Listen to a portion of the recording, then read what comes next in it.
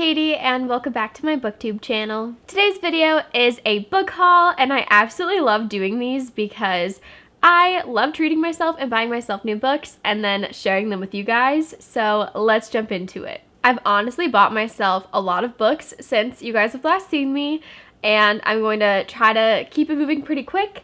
The most recent haul that I got, it was like 7 or 8 books, so the first chunk of those books are 3 books from the Magnolia Parks universe. I already have book 1, which is Magnolia Parks, but then I also got Daisy Hates, I got Magnolia Parks The Long Way Home, and then I got the one that just came out recently, which is Daisy Hates The Great Undoing. And I am so excited to read these. Also, the covers are so interesting. Like, I couldn't really decide if I loved or hated them, but like seeing them all together, it's honestly kind of a vibe. And seeing all their spines, I'm not holding them very nicely, but it's really satisfying. Magnolia Parks, the first one, has a red spine, and they're all gonna look so good together. But I'm just gonna hold up the first one because they're getting heavy. But I'm so excited. We get to meet Daisy and Christian, I think, is the love interest. We get to meet them in Magnolia Parks, and I know that Magnolia Parks has some mixed reviews. You either love it or you hate it because their relationship isn't the healthiest, but I had a great time reading it. And I also love that the author includes like text bubbles. I don't know if that makes sense. Let me see if I can find some. But they're so fun when authors include little like text bubbles, or when authors include playlists and things. I just love that. So I'm on board. I'm not going to share too much about what these are about because I feel like you probably should read the universe in order. So go ahead and start with Magnolia Parks, which is book 1. That one is about BJ and Magnolia. They are, I don't know how to describe them, kind of like socialites. They're like really popular, like famous people in the UK. And it just kind of follows their friendship and romance and just their whole friend group. It's definitely very interesting, and it has like a very specific aesthetic, which I love. This one has some mafia elements in it as well, which is cool because Daisy comes from a mafia family. So if you love mafia books, I would give this one a chance. I'm so excited that now I can binge the rest of the series since I own them all. Okay, so this next series I know absolutely nothing about. I literally just saw Larissa from Larry Reads talk about them one time, and I saw them a couple times on Bookstagram, and that's all it took for me to pick them up. So I guess we will figure them out together, but that is this series right here. They're all part of the same series. I think they take place at the same university. I think they're in college. It's some kind of like private university, I think. They all take place in the same university, but they're about different couples. So the first 2 books, we have Binding 13 and Keeping 13. And these 2 books follow the same couple. And then book 3 is Saving 6. And I can't remember what the next one is called, but there is a 4th book coming out really, really soon, which is something 6, because it's about the same couple. But I'm really excited to learn what these are about. They're very, oh, there's too many of them. I'm turning them the wrong way. They're very thick books, like super thick. And I love a really long book. It's kind of my favorite thing because you get to spend more time with the characters. But I'm a little concerned because not only is this book already like 600 pages, the font is so small. So I'm kind of scared to start it, but I know that it's going to be really good. It's also interesting because I think this takes place over a few years. I'm not positive, but each chapter, from what I can tell, has a different like year. So like chapter 1 is January 10th, 2005. So you go like way back, which is really interesting because this was published within the last few years. So I know I'm not really selling this because I don't know what it's about, but I've heard amazing things. I've heard that you really get to know these characters, and I just trust Larissa's judgment because pretty much every book that I ended up giving 5 stars recently is a book that she has recommended. So I just don't question things anymore. But if you have read this series, please leave a comment and let me know what you thought, or let me know what it's about, because I would just love to find people that have read this, and I'm excited to dive in. And then the last series I bought recently is Mile High and The Right Move by Liz Tomford. Tomford. I don't know how you say her name. I really should figure that out because I love this. I had already read Mile High on my Kindle and fell in love with it. This follows Xander's and Stevie. Xander's is on a professional hockey team, which hockey has recently become one of my favorite sports, not only because of the hockey romances, but I live in a college town and I've been going to all of our team's hockey games recently and I am obsessed with it. And now that the season's over, I'm going through withdrawal, but that is besides the point. Basically, he's on a professional hockey team and she is a flight attendant on their plane. So they're not allowed to technically have like a friendship, relationship, anything like that. That's like one of the rules of her being a flight attendant. But they obviously bump into each other all the time. And their relationship is so cute. I loved it so much. I needed a physical copy. And this cover is stunning. I love it so much. I wish more covers looked like this. But immediately after I read this one, I heard about the companion novel, which is The Right Move, and I had to wait a while for this to come out. But this follows Stevie's brother. So you have Ryan, who is a professional basketball player, and then you have Stevie's best friend, Indy, who is a flight attendant on the same plane, and that's how they ended up meeting and becoming best friends. But this book, which I started because I couldn't wait, so as soon as I got it, this is the first one I picked up. But Indy ends up having to move in with Ryan because she is having some financial issues and she recently, her relationship just ended recently and she had to move out. So Stevie ends up forcing Ryan to let Indy move in with him and they don't get along at the beginning. It's Grumpy Sunshine for sure because he is super grumpy and like closed off, doesn't like people in his space. He takes his job and his sport very seriously and he just has very strict, he's like a very strict lifestyle to make sure that he's still really good at his job. So it's Grumpy Sunshine, obviously forced proximity. They live together, so you have roommates. It is just so good. And I'm only like halfway through this book, but it's definitely going to be 5 stars. I'm already obsessed with it, and there's so many like iconic scenes in this already. So I'm so glad I have this, and I think you guys should definitely read these books if you haven't already. I feel like I flew through those pretty fast, so I'm going to share some other books that I got recently. I'll try to go through them quickly. But I recently got Things We Hide from the Light by Lucy Score because I was obsessed with Things We Never Got Over. I had to buy a second copy of this because I don't know if you can see it down here. But I had the indie edition and now this one's only in the Bloom edition, so I had to make sure it was matching or that would bother me.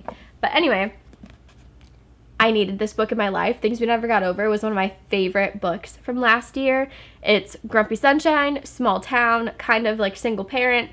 So good. And this one follows Knox's brother. So I'm super excited. He is a police officer. I don't know if he's the sheriff. I think he might be. And it's a romance between him and Knox's ex-girlfriend. So that adds a little bit, not drama, but adds a little bit of spice to the relationship. But I'm also part of the way through this one. And it is so good. Being back in this small town of Knockemout is like, it's so fun. I just love all the characters. It's so nice to feel like you're part of this community. And their romance, they have so much like tension between them. It's so good. I cannot wait to finish this, but I am so glad I picked up more copies of those.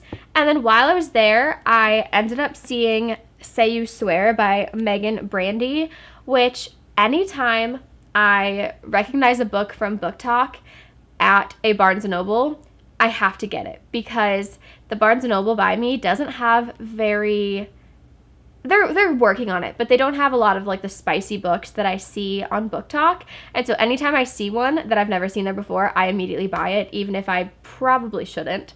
So that's why I have Say You Swear. I don't know anything about it. I just know that Larissa recommended it at one point. I've heard people talk about it. I know it's a football romance because there's a football right here, and this cover is beautiful. But I don't really know anything else about it. I want to say it's like a second chance romance, kind of.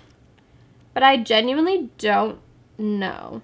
This version has like pictures of people on there, which is good because recently, I don't know if you guys have been on the Aphantasia side of BookTok, or not BookTok, it's just TikTok, but I have never been able to like picture things in my head, which I thought was normal. I didn't realize people could genuinely picture things.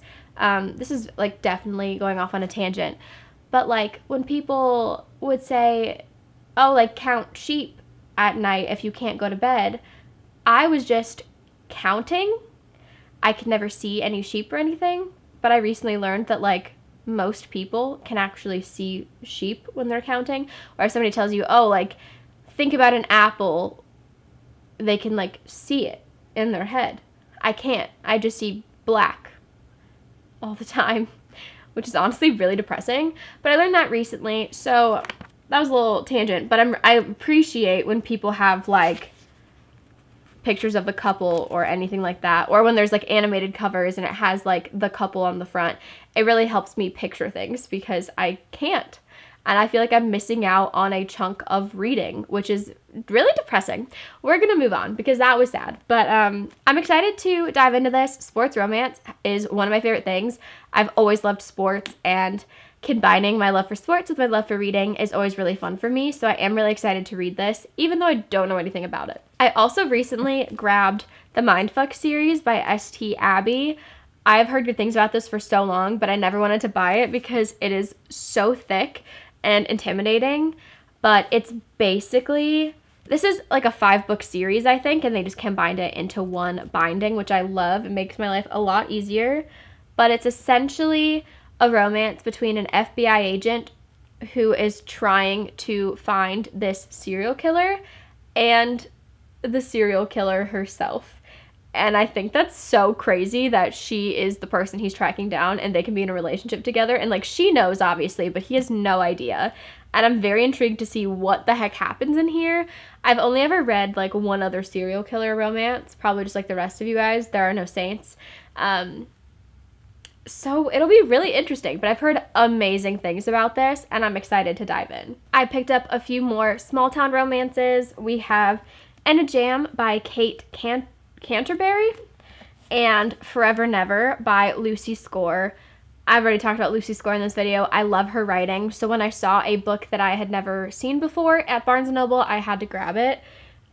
This takes place on Mackinac Island in Michigan, which is so fun. It's basically like this island that's like isolated from the rest of the US. Isolated might not be the right word, but it's just like they're their own community and they're just like kind of separate from the rest of Michigan, and it's just definitely an interesting vibe. And it's a romance between this guy named Brick, and let me just read this little blurb on the top. I feel like it describes it better than I can. It says, "You don't fall for your brother's high school sweetheart, your boss's daughter, or your ex-wife's best friend, especially when they're all the same woman." So it's crazy because they've known each other for so long, and there's always been some like attraction there, but there's like so many things telling them that they shouldn't be together, and it's a very interesting romance. But I've read this one and I did think it was really cute. I think I gave it like 4 stars or something like that. And then I've also read this one, In a Jam by Kate Canterbury. This is super cute. I actually got this recommendation, I want to say from Steph Boer. I'm honestly not sure, but this cover is adorable and it definitely fits the aesthetic of the book. It's another small town, and it's also a single parent. He is raising an adorable little girl. She's like probably my favorite character from the whole book. She is just so like out there and fun, and she just adds like that extra element to the book. But it takes place like on a farm, and I don't know, it's really cute, and they have really good chemistry, and there's also some really good spice in here, even though it doesn't really look like there would be. It's really good. I also ended up picking up a few sports romances, and I admit I have also read these, but I just wanted to share them anyway. The first one is Offside by Avery Keeland, and this is one that I saw a ton on TikTok, and I knew I needed it because it is a hockey romance, which I mentioned earlier is my new favorite sport. And it sounded so good. So you have Chase and Bailey. Chase obviously is a hockey player. Bailey gets dumped on her 21st birthday, and they end up bumping into each other, and he is actually her brother's rival. So all of her friends and her brother, they absolutely hate him, but there's just something there. They have amazing banter. They end up becoming really good friends, and I just love watching them and like interact together and watching their relationship blossom. It's so good. And this is honestly a thick book, and it probably is like a little bit longer than necessary, but I still loved every page. Like, you never have to wonder what they do in their free time. You see all of their cute dates and like their pillow talk and them hanging out, and it's just so much fun. There's something about Avery's writing that just feels like home, and I absolutely loved it. I feel like Chase is like the perfect hockey player in my head. I don't know. It's such a vibe, and I had so much fun reading this, and I just highly recommend it. Now, the other sports romance I got is much sadder, and that is Long Shot by Kennedy Ryan. This is my first Kennedy Ryan book, and please check trigger warnings. There's a few books in this video that I would recommend checking trigger warnings for, so just to be safe, go ahead and do that. But for this book, 100% check the trigger warnings. There's honestly even a content warning in the beginning of this book, just to like make sure. But this book focuses heavily on domestic abuse and intimate partner abuse, I think is what it's called. Let me just make sure that I get it right. But it's so sad. Intimate partner violence, yes. And it definitely is described very graphically, so be aware of that. This book made me cry, and there's only been a few books that have ever made me cry, and I've cried multiple times reading this book. I've cried a few times thinking about this book. It is so devastating what she goes through in this book, and also just the idea that so many people can relate to this and have gone through something like this is so devastating. And it's written so well, and if it's something that does not trigger you, I highly recommend reading this book, because I feel like it's so important to understand that this does happen, and it's absolutely horrible. They do have a happy ending in this book. The love interest is not the one that is abusing her. So he is very kind to her. They are just very cute together. I want you to know there is a happy ending. It's just her past, or I guess even her present in this book, is very sad. On a happier note, this book it's like set up really cool. So obviously there's like first half, second half, and then for the epilogue and everything, they call it overtime, and that's kind of the way the book is like broken down into sections, and that's just like a little sports tidbit that I loved. But this is a very good book. I will be reading more from Kennedy Ryan. Her writing is impeccable, and it was such a good book, but so sad, but I know this will stick with me forever. It was very impactful.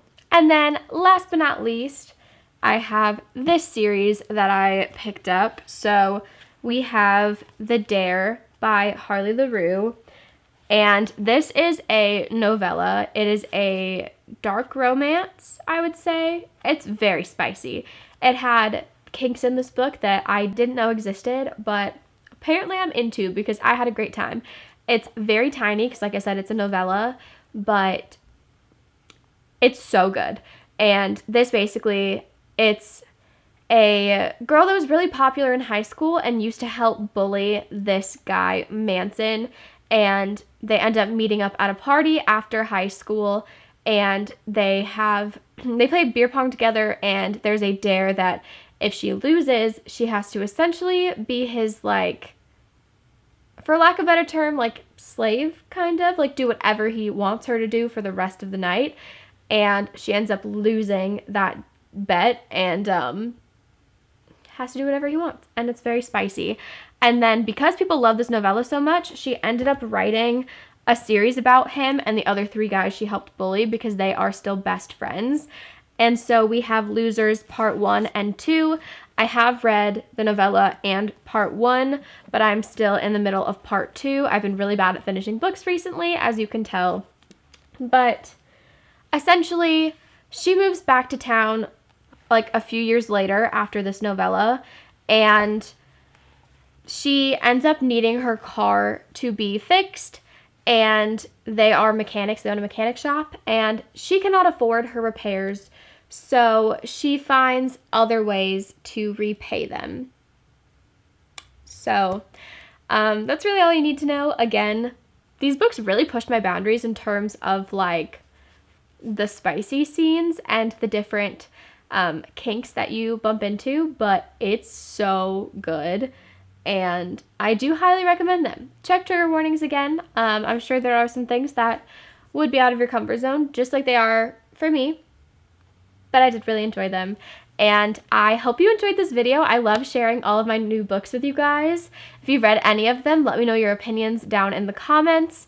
But if you enjoyed this, please like and subscribe to my channel. And if you do subscribe, please click the notification bell so you know when I upload next. Thank you guys so much for watching. I can't wait to see you in my next video.